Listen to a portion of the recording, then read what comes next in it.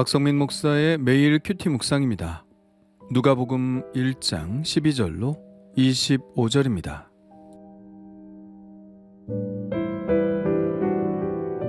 사가랴가 보고 놀라며 무서워하니 천사가 그에게 이르되 사가랴여 무서워하지 말라. 너의 간구함이 들린지라. 내 아내 엘리사벳이 내게 아들을 낳아주리니 그 이름을 요한이라 하라.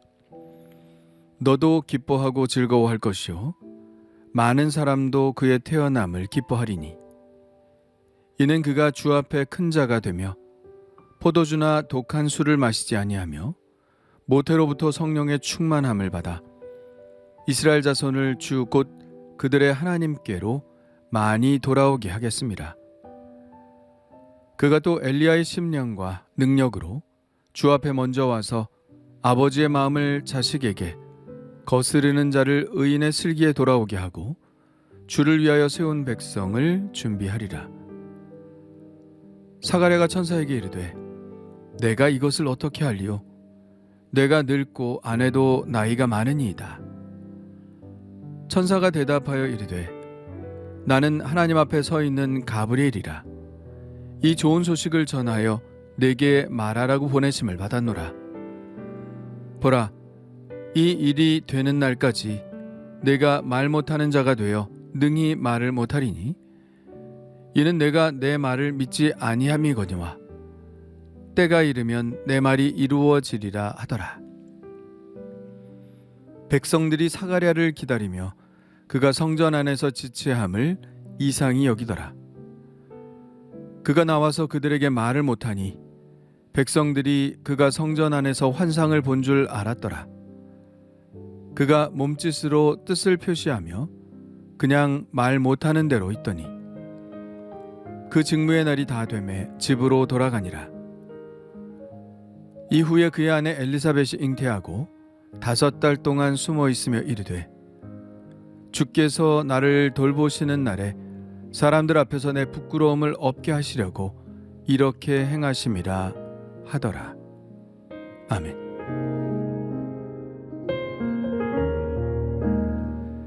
주의 사자가 향단 우편에 서 있는 것을 본 사가랴는 우선은 놀라고 그 다음은 무서워했습니다. 아론의 아들 나답과 아비후는 바로 이 향단에서 향을 사르다가 하나님의 불이 그들을 삼켰었죠. 그 사건이 생각났을지도 모르겠습니다. 하나님의 사자가 서 있다는 것은 뭔가 심상치 않은 일이 일어났음에 틀림이 없으니까요. 그 마음을 아는지 주의 사자는 사가랴를 안심시키며 말합니다. 사가랴여 무서워하지 말라. 너의 간구함이 들린지라. 내 아내 엘리사벳이 내게 아들을 낳아주리니 그 이름을 요한이라 하라. 천사는 사가랴의 간구함이 들렸다고 말하고 엘리사벳이 잉태하게 될 것이라고 말하는 것을 보면 사가랴와 엘리사벳은 자식을 갖기를 소원하고 기도를 멈추지 않았던 것 같습니다. 그러니까 이 아기의 존재는 하나님의 계획인 동시에 이들의 기도의 성취였던 것이죠. 하나님은 당신의 일을 하시되 아무나와 하시는 것이 아니라 기왕이면 당신께 이렇게 기도하는 자의 가정을 통해 일하시는 것 같습니다. 유대인들은 보통 자식들의 이름을 아버지가 짓습니다. 그러나 이번에는 아예 이름까지 지어주시죠. 그렇다는 이야기는 이 아기가 단지 사가랴의 아기가 아니라 하나님의 아기라는 것을 뜻합니다. 하나님이 이 아기의 실제적인 아버지인 것이죠. 자, 그렇다면 요한이라는 이름의 뜻은 무엇일까요? 자비로우신 주님, 주는 자비로우시다 라는 뜻을 가지고 있습니다. 아기가 필요한 자들에게 아기를 주셨으니 자비로우신 하나님이죠. 그러나 그보다 이 아기가 앞으로 자라서 해야 할 일에 더 잘 맞는 이름인 것 같습니다. 요한이 예비하는 분은 바로 예수님이시고 예수님은 바로 하나님의 무한한 자비를 우리에게 드러내 주실 분이기 때문입니다. 주의 사자는 이 아이가 어떤 존재가 될 것인지에 관해 말합니다. 먼저 그의 존재는 모든 사람의 기쁨이 될 것입니다. 왜 모든 사람들이 기뻐할까요? 그것은 이스라엘 자손을 주 곧 그들의 하나님께로 많이 돌아오게 할 사람이 될 것이기 때문입니다. 그렇다는 이야기는 지금 많은 사람들이 하나님의 곁을 떠나 있다는 이야기가 되죠. 탕자가 아버지의 집을 떠나듯이 많은 이스라엘이 하나님을 떠나 있습니다. 겉으로는 그렇게 보이지 않을지도 모르죠. 그러나 그 마음이 떠나 있습니다. 요한을 통해서 떠났던 이스라엘이 다시 하나님께로 돌아오게 될 것입니다. 탕자가 아버지의 품으로 다시 돌아왔을 때 그 감정은 무엇일까요? 바로 기쁨입니다. 아버지의 기쁨 또한 탕자의 기쁨입니다. 요한이 사람들에게 외친 것이 바로 이것이었죠. 회개하라, 곧 돌아오라는 것입니다. 그러므로 이 기쁨은 일상적인 기쁨을 이야기하는 것이 아닙니다. 종말론적인 기쁨을 이야기하는 것이죠. 하나님을 떠났던 사람들이 용서하심을 받고 다시 하나님의 품속에서 느끼게 되는 최종적인 종말론적인 기쁨을 말하는 것입니다.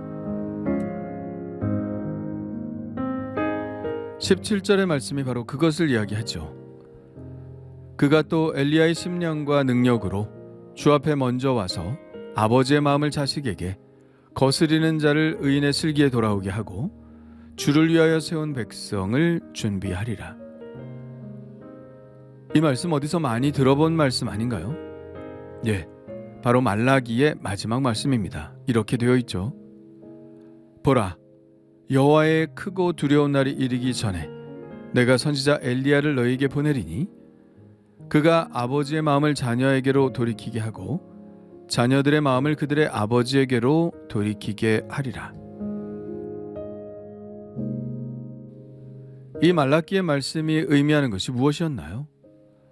겉으로가 아니라 마음의 참된 회개를 통해서 하나님 아버지께로 돌아오게 될 날이 오게 된다는 것입니다. 그리고 그런 일이 일어나기 전에 그 사건을 예비하는 사람이 먼저 오게 될 텐데 그가 바로 엘리야일 것이라는 것이죠. 지금 주의 사자가 사가랴에게 이야기하고 있는 것이 바로 그것입니다. 말라기의 예언이 바로 요한에 의해서 성취될 것이라는 말씀이죠.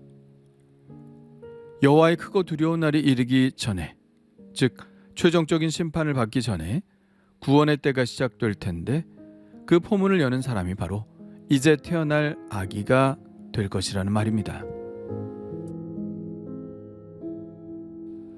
그러나 막상 자기가 기도의 응답을 받은 것임에도 불구하고 사가랴는 주의 사자의 말이 믿기지 않았습니다. 그는 이런 불신앙적인 말을 내뱉죠. 내가 이것을 어떻게 할리요? 내가 늙고 아내도 나이가 많으니이다. 사실 아브라함도 이런 비슷한 반응을 보였었죠. 어쩌면 이것이 상식적인 반응일지도 모릅니다. 사람은 보통 때는 이렇게 상식에 기반한 삶을 살아갑니다. 또 그래야 하고요. 그러나 하나님은 상식적으로만 일하시는 분은 아닙니다. 하나님이 일하시기 시작하시면 상식을 깨야 하는 일이 발생하죠. 그럴 때 우리가 해야 하는 반응은 하나님의 역사인 줄 알아보고 그저 그 하시는 일을 받아들이는 것입니다. 사가랴가 자기가 그동안 해왔던 기도와 상관없이 이렇게 상식적인 반응을 보이자 하나님의 사자는 자기가 누구인지 정확히 밝히죠. 나는 하나님 앞에 서 있는 가브리엘이라. 이 좋은 소식을 전하여 내게 말하라고 보내심을 받았노라. 하나님 앞에 서 있는 이라는 뜻은 요한계시록에 의하면 하나님 앞에 서 있는 7 시위천사 중 하나라는 것을 뜻합니다. 그러니 지금 그가 하는 말은 하나님으로부터 온 말씀이라는 뜻이죠. 그 증거로 천사 가브리엘은 사가랴가 이 하나님의 응답이 눈으로 보여질 때까지 말을 못하게 될 것이라고 말합니다. 실제로 그렇게 되죠. 이러한 사실은 우리에게 무엇을 말하나요? 하나님이 당신의 뜻을 이루시기 위해 상식을 넘어서는 일을 하실 때 우리는 의심하지 말고 그것을 받아들여야 한다는 것이죠. 이 복음서는 바로 하나님이 하시는 일에 대한 기록이고, 이 누가복음을 읽는 독자들은 이 복음서가 전하는 것을 받아들여야 합니다. 그럴 때 하나님의 역사하심을 경험할 수 있는 것이죠. 제사장이 분향할 때 사람들은 밖에서 기도하고, 제사장이 나오면 제사장은 제물을 가지고 기다리는 사람들을 축복하는 기도를 하게 돼 있습니다. 그러나 성서 밖으로 나온 사가랴는 아무 말도 하지 못하죠. 사람들은 뭔가 그 안에서 사건이 일어났다고 생각합니다. 그러나 사가랴가 아무 말도 하지 못했기 때문에 사람들은 그 안에서 어떤 일이 일어났는지 모르죠. 그렇게 사가랴는 자기의 직무를 마치고 집으로 돌아갑니다. 그리고 가브리엘 천사의 말대로 그의 아내 엘리사벳이 잉태하죠. 엘리사벳은 자기가 잉태한 것에 대해서 아무에게도 말하지 않습니다. 무려 5달 동안 두문불출하고 집에만 있습니다. 아내가 임신했지만 사가랴는 그때까지도 자기에게 있었던 일에 대해서 아무 말도 하지 않았기 때문에 엘리사벳은 이 일이 자기에게 일어난 일의 의미를 알 수 없었죠. 그녀는 이 5달의 기간 동안 매우 답답하지만 기도하는 시간을 가졌을 것입니다. 그저 이렇게만 생각했죠. 주께서 나를 돌보시는 날에 사람들 앞에서 내 부끄러움을 없게 하시려고 이렇게 행하심이라. 아기가 없다는 것은 그 당시에는 매우 부끄러운 일이었죠. 그녀는 단지 하나님이 자기의 부끄러움을 없이 하시려고 이 응답을 주셨다고만 믿습니다. 그래서 그 일이 일어나기까지 매우 조심스러운 시간을 가졌던 것이죠. 그러나 6달째 되는 때에 마리아가 찾아와서 이 일의 의미를 알려주면서 그녀는 자기에게 일어난 일이 얼마나 큰 일인지 깨닫게 됩니다.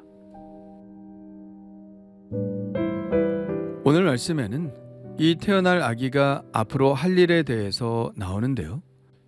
이스라엘 자손들을 하나님께로 많이 돌아오게 할 것이라고 말하죠. 돌아온다는 것은 회개한다는 뜻입니다. 회개라는 것이 무엇일까요? 헬라어로 회개를 메타노이아라고 합니다. 메타는 요즘 많이 쓰는 말이죠. 다양한 뜻을 가지고 있는데 초월적인, 넘어서는, 다른 차원의, 바꾸는 이라는 뜻을 가지고 있습니다. 뒤에 붙은 노이아는 누스에서 나온 말로 이것은 마음을 뜻하죠. 그러므로 메타노이아란 마음을 바꾸는 것입니다.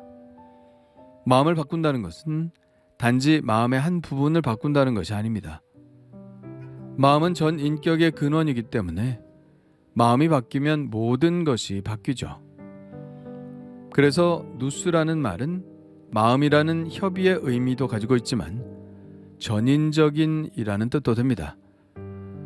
그래서 회개라는 것은 결국 전체가 바뀌는, 사람이 완전히 방향 전환을 해서 다른 곳으로 가는, 다시 말하면 탕자의 길에서 아버지의 품속으로 뛰어들어가는 완전한 변화를 뜻하는 것입니다. 이스라엘은 겉으로는 율법을 지킨다고 했지만 하나님이 탄식하신 것처럼 마음은 하나님으로부터 멀어져 있었습니다. 이제 요한을 통해서 하나님은 그 마음을 당신께로 돌아오게 하는 일을 시작하신 것입니다. 이것은 지금 우리에게도 해당되는 말씀일 겁니다. 종교적인 행위 말고 나의 마음은 어떤가요? 말만이 아니라 마음이 하나님께로 온전히 돌아왔나요? 나의 전 인격이, 그리고 나의 전인적인 삶이 하나님께로 돌아왔나요? 하나님이 요구하시는 참된 회개, 참된 돌아옴이 나의 삶에도 이루어지고 있나요? 주님 감사합니다. 주님이 원하시는 것은 자식의 마음이 아버지께로 돌아오는 것입니다. 또 아버지의 마음이 자식에게로 돌아오는 것이죠. 하나님이 정말 원하시는 것은 이렇게 마음이 통하는 것임을 압니다. 그리고 그것은 온전한 회개를 통해서 이루어짐을 믿습니다. 주여, 나의 마음 중 아직 돌아오지 못하는 마음이 있다면 용서하여 주시고 전심으로 하나님께 돌아오며 전심으로 주님을 따르게 하여 주옵소서. 예수님의 이름으로 기도합니다. 아멘.